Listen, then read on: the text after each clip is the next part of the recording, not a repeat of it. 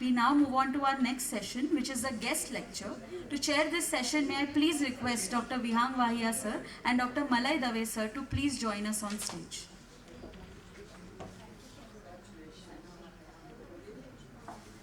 The guest lecture is going to be delivered by Professor Dr. Vidita Vaidya. Vidita? Ma'am, can you please join us?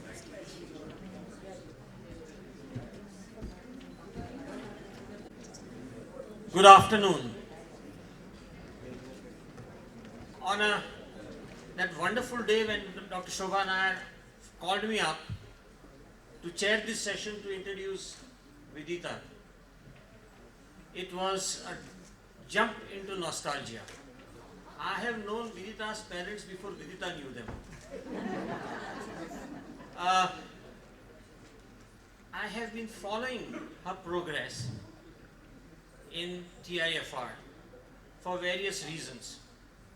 My astrophysicist brother happened to be her fellow faculty at the TIFR, and he kindled my information on her primary work that she is doing, only to remind me that we as clinicians deal with the superstructure of clinical medicine, often ignoring the foundation of the medicine prescription and the biological psychiatry that we practice. Vidita has been working in the foundations of psychopharmacology and understanding the receptors that we profess to know so well. Vidita, the depth and the clarity of your work that Mike has told me, if I were to write down, would just now have been a publication to release. We are already short of time. I don't want to share my personal information on Vidita, but let's have the formal introduction by Dr. Malay Dave. And anybody in this house who doesn't know Dr. Malay Dave, please get out.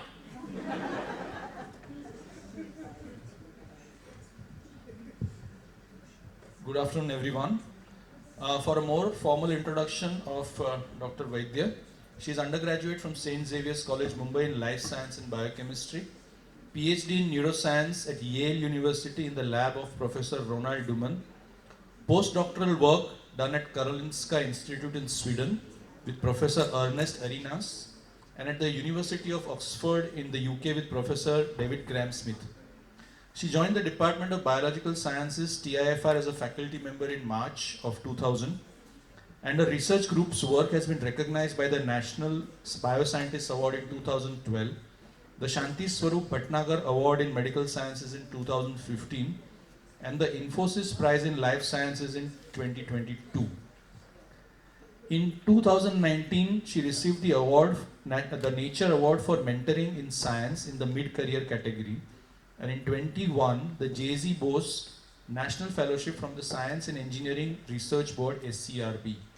She is a fellow of the Indian National Science Academy, the National Academy of Sciences, India, and the Indian Academy of Sciences, IAS, as well as a distinguished visiting professor at the IIT Mumbai. When not in the lab, she moonlights as an avid storyteller, frequent traveler, and a scientific outreach enthusiast. She is committed to enhancing equity and diversity in academia and working to break down the barriers that prevent academic working environments from being inclusive spaces. Over to you, Dr. Vaidya. Thank you so much. This is a particular treat. First of all, a huge thank you to Dr. Shobha Nair and congratulations. I met her first when I was giving a talk, which was a Viji Kulkarni oration.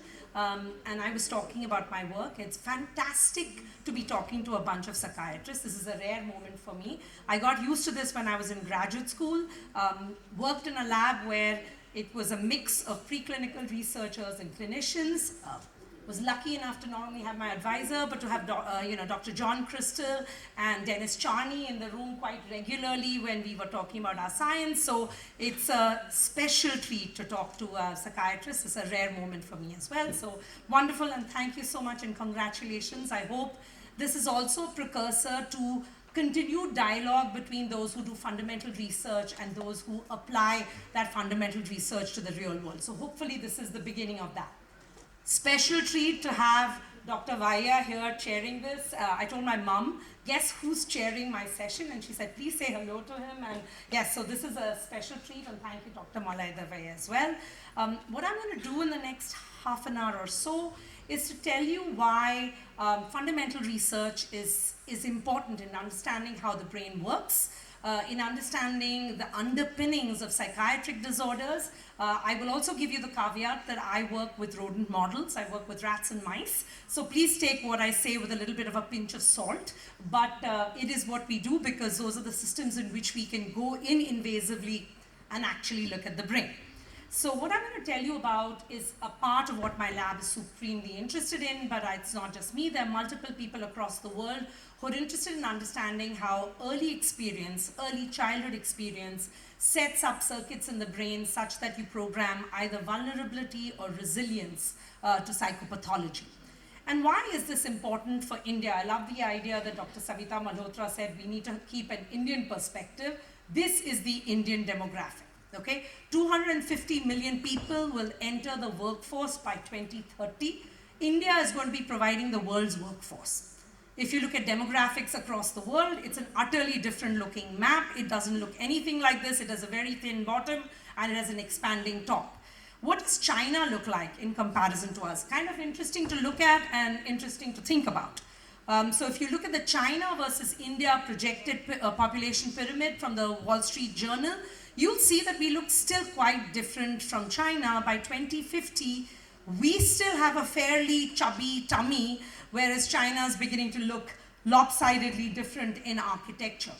This tells you that what we do policy-wise, what we do in terms of how we handle our younger population is going to have long-term repercussions for our country.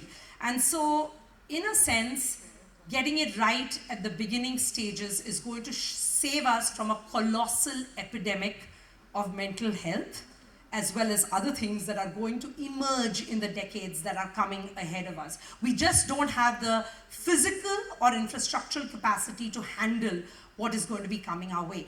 We also don't have what's coming our way in terms of an aging related and a caregiving crisis.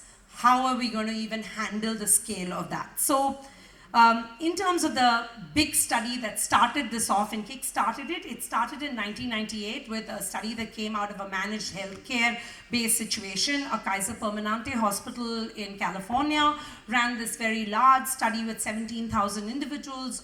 It was a survey-based study to address whether early experiences were precursors of determining risk for a variety of health outcomes in the future. And what the bottom line of this was that based on the number of adverse childhood experiences, the number of ACE scores, as your ACE score went up, so did your risk for a variety of different things, including substance abuse, including suicide, including depression, including anxiety. Actually, across the board, pretty much every psychiatric disorder paced by DSM-5 criteria. This was a common risk factor across the board. That seems to have held true across multiple additional studies that came after that one major study in the past. And it's obvious that what happens in the early childhood windows shapes behavior across the entire lifespan. This is also extremely clear from neuroscience, because what we do in what are called critical periods shapes the development of every circuit in the brain, from motor circuits to somatosensory circuits. So not surprising that emotional circuitry, or circuitry that drives emotional behavior, is also profoundly shaped by experience in the early window. As ACE scores increase, you can see this, the number of attempts to suicide, the likelihood of substance abuse is clearly going up. And yet we spend a lot of our time focusing on the most obvious forms of adverse childhood experiences, which include abuse. But singularly, the most common ACE is actually neglect. Neglect remains the largest contributor to adverse childhood experiences. And I don't want you to walk away thinking only of adverse childhood experiences as the main contributing factor, because they don't happen in a vacuum.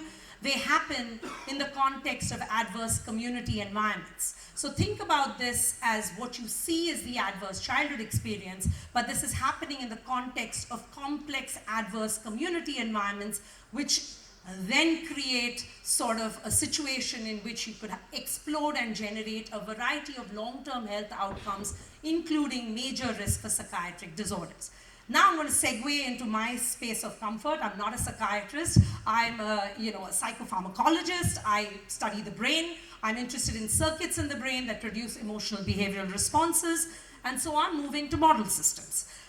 People have been interested in this for a long time to try to understand what happens in that early window to shape adult outcomes. We can study this from a psychiatry perspective, and people have indeed studied that quite extensively. But we can also study it in animal models. You can study it in non-human primates, more complex and harder to study, but the most commonly used system are rodent models. Partly because they have a shorter lifespan, faster turnover, it's easier to do it. We also have all the genetic tools and a variety of other tools that allow us to go in and modulate circuits and actually look at the brain with a fair degree of precision. So what does my lab at TIFR do? We address two central questions. I'm going to tell you about one of them today. We're interested in how early stress and early experience programs neurocircuits such that they change behavior in a long-lasting manner, pretty much across the entire lifespan. And we're equally interested in circuits and molecular mechanisms that mediate fast-acting antidepressant action. We're particularly interested in serotonergic psychedelics. I think it's the hour of the day that the Psychiatry Society should be thinking about Indian clinical trials in this context because they're missing. You can see clinical trials happening world over with psilocybin, with psilocin, with LSD, with DMT. People are going to self-medicate. And if you're going to self-medicate, you will have far worse challenges to deal with than if we actually conduct clinical trials and figure out what is the cultural context in our own country. I work extensively with a couple of serotonergic psychedelics looking at effects directly in the brain, talking closely to people at NIMHANS, just to see whether we can start talking about something that can allow us to look at it from both a preclinical, clinical continuum. But I'm telling you today about what early stress does. And what was very well studied and has been extensively looked at was the stress response pathway, which was the hypothalamo-pituitary-adrenocortical axis, and how this axis is actually setting its set point during those early childhood or early developmental windows. And if you don't have the appropriate childhood environment and experience, you shift your set point. And as a consequence, for the rest of your life, your HPA axis could be hyperreactive, such that you end up with bathing your body and brain with cortisol, causing long-term damage to your hippocampus. And this has been an area that people have extensively looked at, work from Michael Meany, Moshe Sif, and others. The other big hypothesis is that early trauma leaves epigenetic scars. And there's a large body of evidence that indicates this, that associated with early trauma, you mark the genome. You mark specific promoters of individual genes such that the way you make the particular protein or the receptor or the gene is permanently shifted by the epigenetic marks that lie in those promoter regions. This has been seen clinically in individuals that have had a history of trauma, and you can actually look at it in their peripheral blood mononuclear cells. You can also see this associated in animal models where you can see the epigenetic scars not only carried systemically but also in the brain. How do we start looking at this, and what are the kind of brain outcomes we can look at? There are lots and lots of different models of early adversity, late adult onset stress, etc. And there are many brain outcomes you can look at. You can look at how the brain changes architecture, how it responds. You can actually look at balance of the specific receptor and neurotransmitter systems. You can look at gliogenesis and myelin. You can actually look at the genome and ask whether the genome is carrying marks. I'm going to tell you about one story, unpublished, but just going out right now from our lab, where we've been interested in asking how the brain and body keep score with reference to aging when there is a history of early adversity. So what's been clear from clinical evidence is that individuals who have a history of early adversity age faster. This is known. People see telomere attrition. So individuals that have gone through early trauma, you measure their telomere length, you see telomere shortening, you can see speeding up of aging markers. So we were interested in asking how is this actually happening using an animal model and seeing if we could potentially intervene to change that trajectory. And so the window we are interested in looking at is this window of adult middle-aged life after a history of early adversity. And I should credit the person who has done the vast majority of this work. This is a very talented India Alliance Early Career Postdoctoral Fellow with my group, Prateek Chaudhary, and he's driven this in my lab. So it is really his work that I'm talking about here today, of course assisted by many other people in the group as well. So what's the central question we're asking? We're asking, does early stress trigger inflammation? Okay, is there an inflammation tipping point and setting up of an inflammation pathway that happens with early stress that eventually, chronically over time, catches up, and this shows up in middle-aged life? And that was a question we set out to address. And the way we did this is we used an early model, which is a model of neglect. We took pups away from their mother for 3 hours a day, from the postnatal day 2, so 2 days after they're born, till postnatal day 14. So for 12 days in the first 2 weeks of life, they're going away for 3 hours a day as an entire cohort onto a euthermic pad, and then they go back to their mother. Now this is not a very severe separation at all, because in the wild, the mother would naturally forage for 3 hours for food. Also, this is a species where there is only a maternal care component, there's no paternal care. Depending on different species, you can also perturb paternal care and get effects. But in this species, we're only looking at maternal care. So the idea is to now, okay, we're separating these pups and then we give them back to the mother every single day. But what happens is she's not choosing to leave. She is forcibly separated. She's not foraging at that time. And as a consequence, the quality of care that she gives to these pups deteriorates. And you can measure that. You can look at the number of nursing pups. They are not altered, so no nutritional deprivation. But the way she nurses and licks and grooms and actually does nest building is beginning to deteriorate. And this has been looked at. This is an old model set up by Seymour Levine and Paul Plotsky. And it's been used for multiple decades by many different labs across the world, which was one of the reasons we wanted to use it to be able to translate our work to other labs as well. So this model of maternal separation, we wanted to ask, we're just going to leave these animals alone after this history and watch them when they become young adults, middle-aged, aged. We're just going to watch them across the lifespan and see what's happening with reference to the body and the brain with multiple readouts. And our readouts are things like inflammation, obviously, peripheral inflammation and central inflammation. We want to look at aging-associated markers, mitochondrial function, because mitochondria are heavily implicated in inflammation and inflammation-associated damage. We want to look at the brain. We want to look at behavior. The behavioral paradigm we followed was looking at cognition. Remember, this is not a model of psychopathology. It's a model of psychiatric vulnerability. So it's a vulnerability model. Unless you come in with a second stress in adulthood, you actually don't get full-fledged anxiety and despair-like behavior in this model. This is a model of risk. And then we want to look at blood-brain barrier integrity. Now I'm going to show you perhaps very busy slides of data, but I think you don't have to necessarily focus on all the data. You can hear what I'm telling you, and I'll show you the sort of the highlights, okay? So here's the first figure.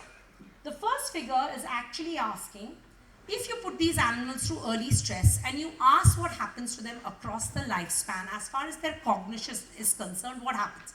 Nothing happens when they're adults. They look absolutely normal, cognitive behavior on an object recognition task, utterly normal. You hit middle-aged life. If you can see this figure up here, this is their behavior index. Forget how we measured it. It's essentially an object recognition task.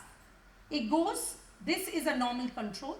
These are maternally separated animals that are middle-aged. Middle-aged is about 12 to 15 months in rats. That's why we use them, because it's shorter. We can actually do these experiments. And aged is 22 months and older. What happens is animals that had trauma start looking like the older animals. They just look like they are 22 months old, even when they are 12 months old. Okay? So you have a speeding up, an acceleration of the cognitive decline. So once we saw that, we were like, this is really interesting. Then we started looking at a whole bunch of peripheral markers to see, can we pick up other things that are happening in the periphery. WBC count up associated with inflammation, several inflammatory cytokines, IL-10, IL-16, IL-6, TNF-alpha, all up, anti-inflammatory cytokines down. So all this is beginning to tell us that we have a peripheral inflammation phenotype in middle-aged animals that went through this history. I'm not showing you what they look like at young adulthood. You can't tell them apart. So when they are 6 months old, you cannot make out the difference between controls and early stress. They're looking absolutely the same. This starts creeping up and showing up in that middle-aged window. We also see a very tight correlation with how badly they do on the learning tasks and how severe is their inflammation. So the more the inflammation, the more severe the decline in their performance. And then when we start looking at aging markers, all the aging markers are up in these middle-aged animals. They actually look like aged animals even when they are middle-aged. So that was interesting. We can also see several mitochondrial markers, cell-free mitochondrial DNA. The reason I'm putting these markers up is they're actually easy to study in humans as well. They're all peripheral. They're all easily measurable. We're in the midst of starting a study right now with NIMHANS, with Vivek Benegal and Viju Vishwanath, where we're beginning to look at people with a history of early adversity to see how much of this actually potentially translates. But these markers are easy to do. Mitochondrial stress evoked mitochondrial cell-free DNA that's just floating in the serum. You can pull it out and assay it, right? So we've begun to look at this. But what's happening in the brain? What's actually going on within the nervous system? The nervous system, at 6 months, we don't see any inflammatory changes. Here are several inflammatory markers. Here's tumor necrosis factor, the TLR receptors, caspases, interleukins, NF-kappa B. Bottom line, when we start looking at gene expression in the hippocampus, and the hippocampus is the place that takes the first hit. We don't see it in the prefrontal cortex at this time point, don't see it in the amygdala at this time point. But already in the middle-aged brain, we have an inflamed environment in the hippocampus of these animals. And that's also true if you actually just go in and count the number of activated microglia, which are the inflammatory immune cells in the nervous system. You can actually see an increase. You can see an increase in several other inflammation markers. So what we have is a system in which peripheral inflammation shows up. We have a few markers already beginning to go haywire at about 8 months, but nothing really dramatic. By 12 months, we have this peripheral inflammation, and we also have this neuroinflammation associated with a history of early trauma. All animals will anyway look like this. So if you take 22-month-old regular controls, they're already beginning to look like this, but our animals are looking like this at 12 months of age. So everything is speeded up. That's interesting, and associated with this, there's mitochondrial dysfunction. So we do this maternal separation paradigm, wait for these animals to hit middle-aged life, take out the hippocampus, look at mitochondrial expression of both RNA and protein, actually measure the amount of mitochondrial DNA within the hippocampus, and look at several other markers that are associated with mitochondrial health. I will not get into the details of these markers. Bottom line, they tell you about your mitochondrial status.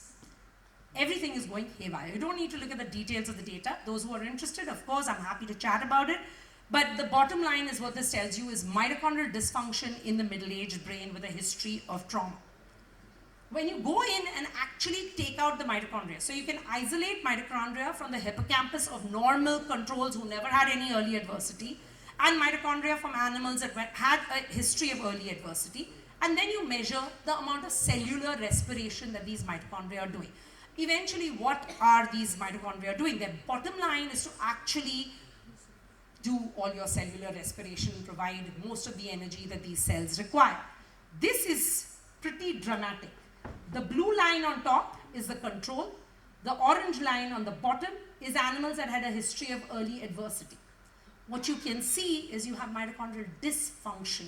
Your ability to generate energy equivalents, which is ATP, for the amount of glucose you burn using oxygen is in steep decline. So you're already beginning to see that. You have ROS production that's beginning to happen. ATP levels are down. So this is what's going on. So we were beginning to wonder, what's happening in other organs? Now, in the history of, in the interest of time, I'm not going to get into all of this. Some of this stuff is already published. Bottom line, we see stuff in the liver and the muscle a lot earlier before we see stuff in the brain. So if you're at 8 months and you're looking at the liver and the muscle, mitochondrial dysfunction has already shown up in the muscle. So skeletal muscle is showing the hit a lot earlier than the brain is showing it. liver is already showing a whole bunch of metabolic shifts. Insulin-related growth factor binding proteins have gone haywire. These animals are still not, they're not diabetic or pre-diabetic, but you're already seeing a bunch of metabolic disturbances. But the brain is protected at 8 months. You're not seeing anything in the brain. So the brain is privileged. Though these animals show other anxiety-like behavior, and if you come in with a second stress, they will manifest with full-fledged anxiety and despair-like behavior. So what is privileging the brain? Well, the blood-brain barrier, not surprisingly, is presumably privileging the brain and keeping the inflammatory cells and inflammatory cytokines to a certain degree out. And that becomes super interesting to study because the healthy blood-brain barrier does its job to keep stuff out. You don't want that stuff in the brain, you keep it out, but it seems to be one of the major precursors to the aging process because over time, this barrier function starts to fray. It's like clothes beginning to start getting little frayed and things going through, etc. So now we wanted to say, what does the blood-brain barrier look like? So let's take a look at this. How do we even study this? Okay. Even before I get into that, let me quickly tell you that all the constituent components, the things that build the blood-brain barrier, are all down-regulated once you've had a history of early adversity. So everything that builds the blood-brain barrier has gone into compromise. You also have this big increase in interferon gamma that is known to poke holes into the blood-brain barrier that's coming up in maternally separated animals when they are middle-aged but completely normal in adulthood. So they're okay in adulthood. So we went in and actually measured the intactness of the blood-brain barrier. And the way we did that is two ways. One is to put in Evans blue, which is a dye, into their tail vein. Now, if this dye can enter the brain, it's only because there are holes in the blood-brain barrier. Otherwise, the molecule is too large, it cannot enter in. There's no way you will have blue dye inside the hippocampus if your blood-brain barrier is totally intact. So that's all we go and do. We measure, do we get blue dye in the hippocampus? And we don't get blue dye when you're an adult. Whether you were a control or you had a history of trauma. But look what happens if you had a history of trauma and now you have this Evans blue experiment when you're middle-aged. It's like the blood-brain barrier has become like cheesecloth. Everything is just going straight through. Now that was actually, I remember when we had this finding, and I was talking to Pratik, and Pratik said, I have really exciting data. And I was like, oh, that's very cool. What do you see?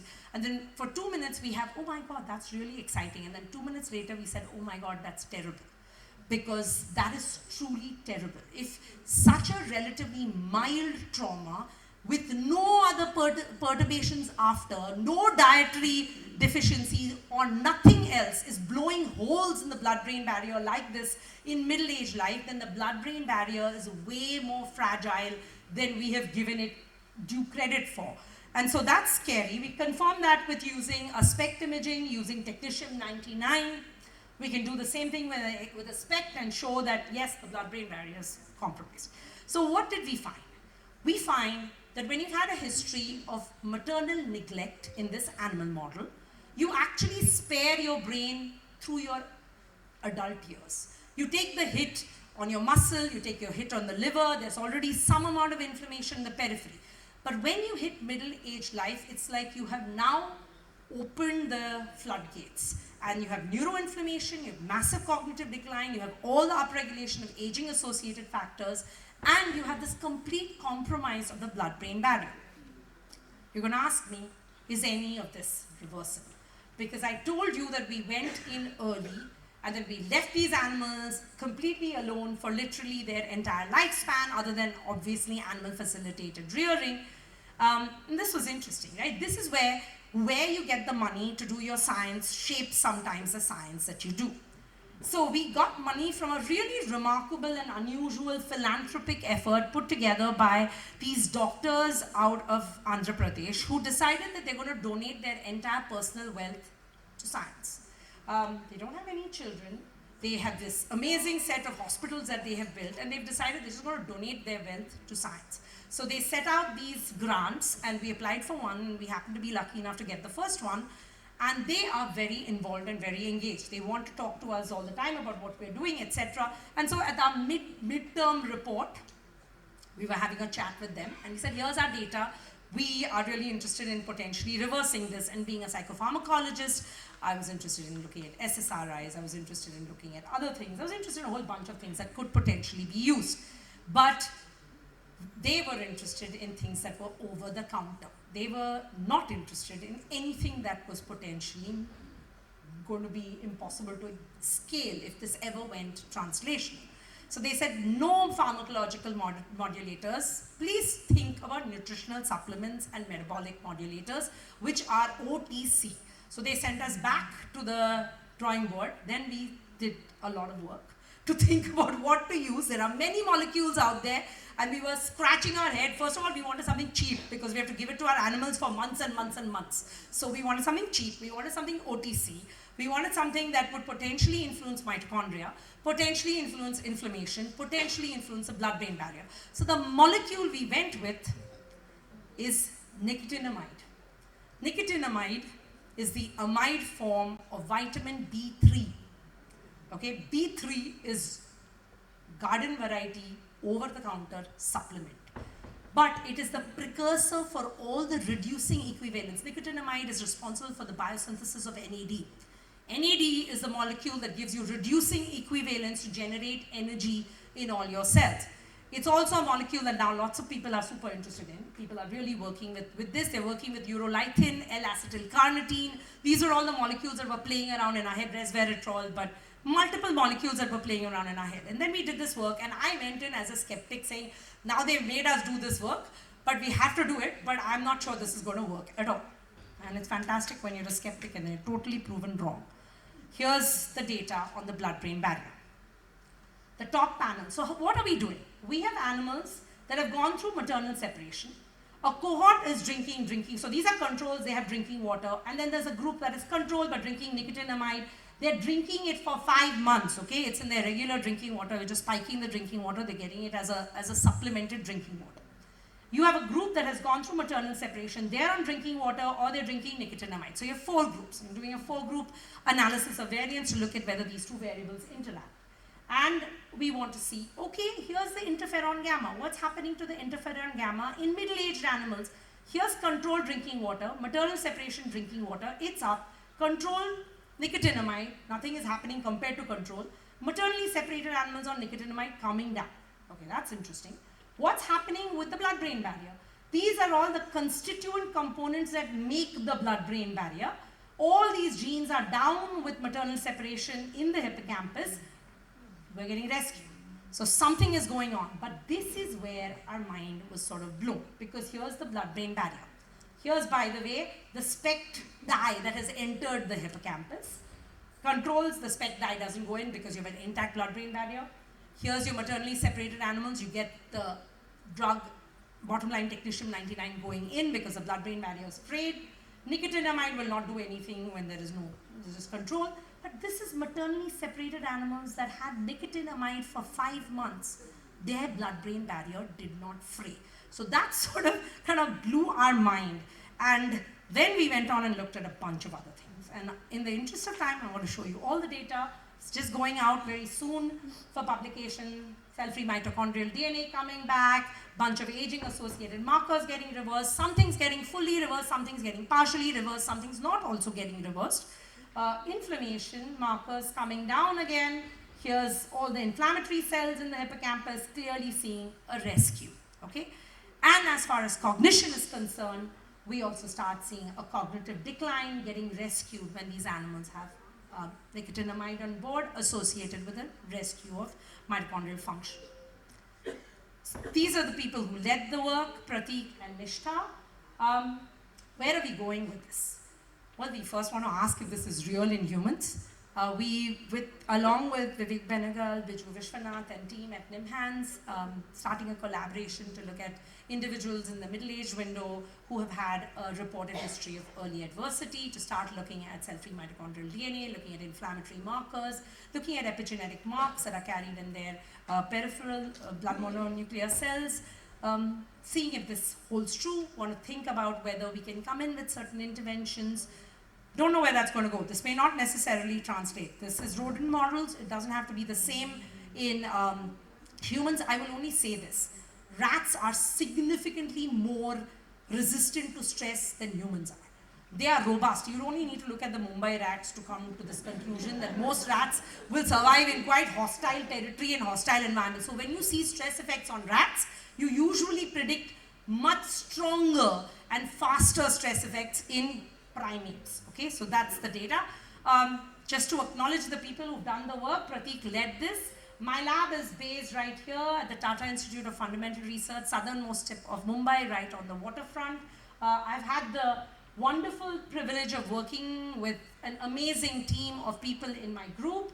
My collaborators, I had the privilege of collaborating with my dad on this project as well, so Professor Vaidya.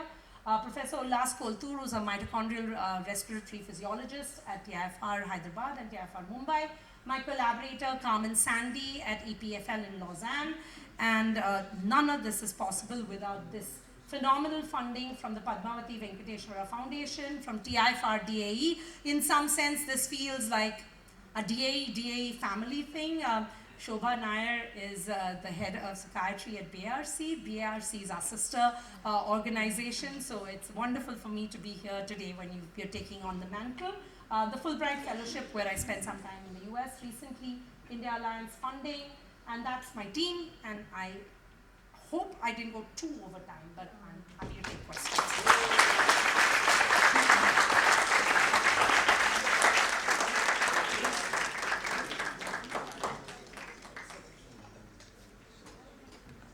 The least that we can do is to give you a standing ovation.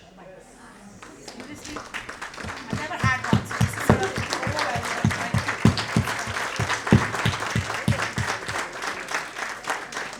Vidita, the last whatever time that you took has been great introspection for me. As a clinician, we only looked at what we see. We presume what you see. And today, you're getting our hippocampus start working. And we can sit down, of course. And we hope that it's traditional for the chairman to summarize a guest talk, and I'm not going to do it. It's impossible for me to even briefly mention the depth and the details of the very basics of human behavior that you mentioned today. For me, it's an awakening. For me, it's really now understanding why I practice whatever that I did for the last 50 years. No words can thank you for sharing your information. And Dr. Nair, where is she gone? Yeah. Shobha, that's phenomenal speaker that you selected for the day. Thank you very much. This is a real honor. I really hope that this seeds, I just want to say this, seeds a collective of MD PhDs for the future in psychiatry. I really think it's the age of today. It'd be nice to have, this was my honor and privilege to be as a graduate student. I don't have an MD. My parents have rapped me on my knuckles multiple times for it. I'm probably the only family member who doesn't have an MD. They have MD PhDs and I only have a PhD. But the big advantage of having clinicians in the room changes the nature of science you do. And I, as a graduate student, was immensely privileged to sit in the same rooms with people like Dennis Charney, John Crystal, Joel Kalerdner, multiple others, because that was what Yale Psychiatry was all about. It was a very unique and special environment, and we were continuously talking to people who were clinicians and doing the real work, as I call it, really doing the actual work. And we were informed by it continuously. So I really hope that for the younger generation, this is an opportunity to start looking at the possibility of building collaborative links with people in the basic sciences, because there's a lot of interesting stuff that can be done when we come together. So, yeah. Thank you so much, ma'am. A little bit of a coincidence. Day before yesterday, Friday, I was invited by AFMC to give a talk. They had a conference with a theme on translational psychiatry, and my talk was on the role of mitochondria in psychiatric illnesses. And I have given that talk on a couple of platforms before. So in the last 6 months, there have been 3 talks on mitochondria. Uh, one of my esteemed colleagues was also talking at the conference was Dr. Sanjeev Jain, and when he knew the program agenda and he knew that I was talking on mitochondria, so just before the talk he comes and tells me, "You are from Mumbai. Lot of work done at TIFR on mitochondria. Why don't you collaborate with them?" So just 2 days down the line, and I'm talking to somebody who is doing phenomenal work on the role of mitochondria. Thank you so much, ma'am. Dr. And Jain has been, he's a dear friend and someone I thoroughly enjoyed working with. So yes. yes, In the audience who wants to ask questions. No question here. I think I'm wonderstruck, and this is absolutely great and phenomenal to listen to the way you presented and the kind of research work that you're doing. But certainly it brings us back to the basics. Back to the basics. What we have been thinking. I think we had a revolution in psychiatry with psychopharmacology in 50s, and second revolution is now in nutraceuticals like nicotinamide, this L-carnosine, L-carnitine, all amino acids and essential fatty acids and antioxidants and so on and so forth. This is going to be the next revolution in psychiatry. We are going to see, we haven't had a revolution in psychiatry for a long time after psychopharmacology, and we are at the cusp of seeing this. And I was discussing with some of my colleagues about 5 years ago, and we were just kind of talking, pontificating about where the psychiatry is going. You know, every day we have a new molecule, but then it's not leading us anywhere. You know, this is the cutting edge and wonderful research, and this is when now we see what actually you do and what happens to the brain. And great, and thank you very much. Thank you very much. My profound apologies for not having question-answer sessions. Guests speak. We don't normally have question-answer sessions. And if we were to allow question-answer sessions, we'll miss our lunch. So, over to you, the organizers.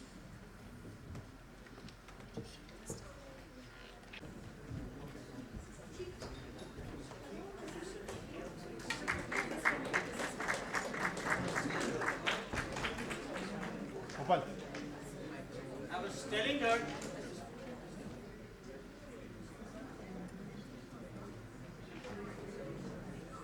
she says it was a treat to speak here today, and I'm telling her that every single word that she spoke is worth its weight in gold.